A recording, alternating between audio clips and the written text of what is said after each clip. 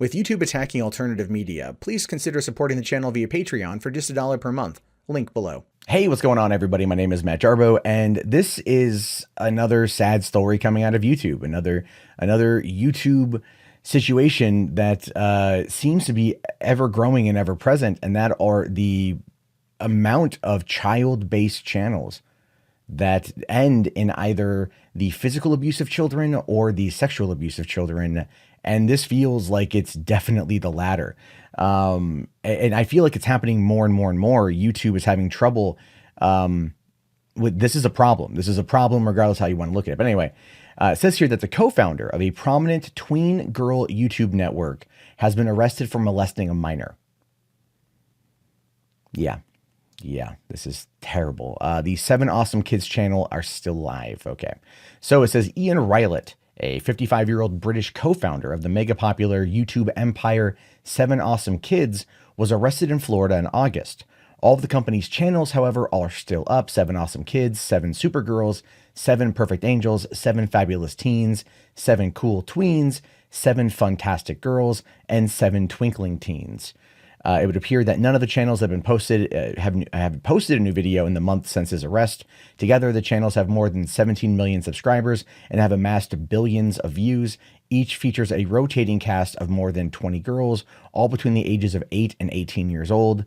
And that is scary. That is scary. I mean, but the thing here, just because I kind of want to talk about this, looking at the different types of channels, you got SevenAwesomeKids, SevenSuperGirls, SevenPerfectAngels, SevenFabulousTeens, SevenCoolTweens, SevenFuntasticGirls, and SevenTwinklingTweens. And that's 1, 2, 3, 4, 5, 6, 7, right? That is 7 channels, and I'm assuming that because they're all connected, they do share quite a few of the same subscribers. I know SevenAwesomeKids currently rocks over 2.6 million subscribers, and that is no small number whatsoever.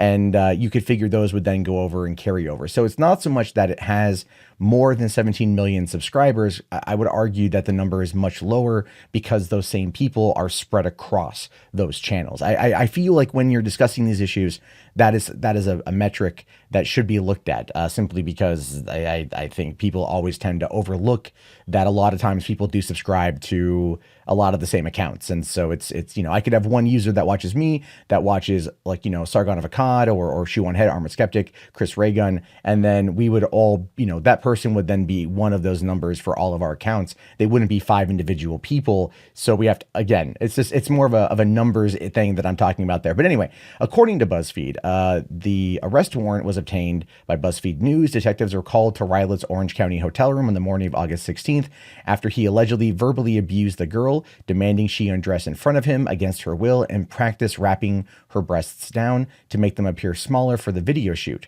According to the report, the girl, who was under the age of 16, claims Rylett touched her breasts and fondled her while repeatedly making her undress, eventually attempting to forcefully remove her underwear. The arrest report also alleges that Rylett threatened to use the contract to fine her if she did not comply with his demand. He pleaded not guilty to the charges at an arraignment last month. He has surrendered his passport and will stand trial later this year. His lawyer didn't respond to requests for comment. Now, that's horrible. That's casting couch shit right there. That is the kind of crap you hear about in Hollywood that the Me Too movement is rallying against, and they should, because that is very predatory, very abusive behavior. And this was happening to a minor, and it's terrible. And I'm glad that she reported him, and I'm glad that he has been arrested. But the point of this article, the point of not just this article, but the many that I've seen that are talking about this, are more about the channels themselves versus the actual arrest of this guy for molesting a minor, which I find to be kind of interesting, that they want to go down the pathway of attacking YouTube for keeping the channels up versus going after the guy who actually committed the crime. Again, it's kind of a weird thing there. It says here, we take YouTube, safety on YouTube very seriously, read a statement from YouTube in the BuzzFeed report. We work closely with leading child safety organizations and others in our industry to protect young people. When we're made aware of serious allegations of this nature, we take action, which may include suspending monetization or, upon conclusion of an investigation, terminating channels. Now, they also confirmed that Seven Awesome Kids channel, that the channels were demonetized shortly after his arrest, though it has reportedly not contacted any of the performers following the incident. So they found out about the arrest, they demonetized the channels, and then they just left it at that.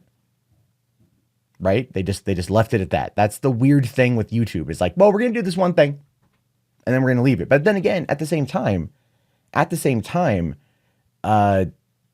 did the videos violate any of the terms of service? And that is clearly something that is going to need to be looked at by YouTube. If they've done the investigation and found that the videos are fine, then they're going to leave them up, which I don't quite know how I feel about that. Part of me actually feels like they should take them down, because if one person, one 16-year-old was claiming to be assaulted and molested by this guy, how many of the other girls in this rotating cast of characters have been molested and assaulted by this guy, and how many of them complied, and how many of them have had their videos up? So yeah, I actually agree with the notion that it should be taken down, or at least privatized, while law enforcement conducts their investigation. If it finds that there is nothing wrong with it, that nothing has happened that's inappropriate, then that discussion can be had about keeping it back up. But the article goes on to say here that what demonetization means is very tricky. When a channel is demonetized, its ads, which are typically paid for by advertisers, are shuffled away from the flag channel to another one with similar numbers of subscribers. In other words, the channel owner might not be getting paid, but YouTube inevitably is. And so they're trying to shame YouTube in this regard, which is a tough one, because it does feel like they probably should. It does feel that YouTube should act more, act more carefully in this regard. I did check out one of the first video that's on the channel, and I was looking to see whether or not any of the comments there were creepy, because that was something we learned about last year. So first we had the Daddy of 5 incident, which exposed that whole thing. And then there was like Toy Freaks Vlogs and a few other channels that were getting pulled down because of the type of comments that were being left on those channels. And as I said at the time, you can tell when those particular channels start going a little bit creepier and a little bit creepier and a little bit creepier, and then the comments start to match what's going on there. You can see that the person that's making the content is taking a cue from the audience, and at that point, that's scary to me, because the comments seem to be getting more and more and more graphic and more disgusting as time went on. And it wasn't said in jest. These were things that weren't jokes. These things that weren't messing around. These people were legitimately getting into it as a result. And that's just, no, that's wrong on so many freaking levels. But I would argue that in this case, it would be good for YouTube to just take it down for the time being. But the comment section there seemed relatively okay. People were legitimately asking where content has been over the course of the past month, what's been happening, and everything else. And so nothing there seemed like it was out of the ordinary, which does make me think that maybe the type of content that's there is more wholesome rather than some of the other content that was being talked about last year. And that might be where YouTube finds itself in regards to being a platform that hosts content and then a publisher of that content. And that, again, is a very, very, very tricky situation where YouTube is at. Now, here's another thing with that too. If YouTube has just demonetized the videos, doesn't mean that they remove their ability to get YouTube Red revenue. Because if a video gets the yellow symbol of death, they still collect YouTube Red revenue and some AdSense revenue. So I'm assuming in this case they've demonetized it, but have they removed it from getting any kind of revenue? And if it's a platform, or if it's a channel or series of channels that has amassed billions of views, then they're still going to get views off of old videos, because YouTube at this point is now pushing content that is between 14 days to 2 months old, or to 6 months old. 4 months old, 14 days to 120 days. And they're pushing a lot of that content out there, content prior to Ryllett's April or August 16th arrest. So I just kind of question whether or not YouTube Red revenue is being collected as well, because if you're going to demonetize it for this content, for the person being arrested for the molestation, then you should probably make sure it goes all the way. However, just because I do want to point at this subject here too, because the article title is "The Co-Founder of the Channel Has Been Arrested." or of the network has been arrested. So what about the other founder? Is that person innocent? Is that person also complicit? Who knows? What do we know? Again, it all boils down to what we know, what we don't know, and what YouTube knows and what YouTube doesn't know. And the tech industry is trying to shame YouTube into taking this stuff down, which would then impact the financial dealings of people who are involved, who maybe haven't had any kind of knowledge of this or been involved. Again, it's such a tricky situation. And I'm just putting out there like the possibilities of everything. But I do feel that they should take it down. I feel that it should be removed, privated for the time being until the investigation is complete, because there are a great deal of predators on there that are legitimate predators that want to hurt people. And it feels like they're drawn to these kind of channels.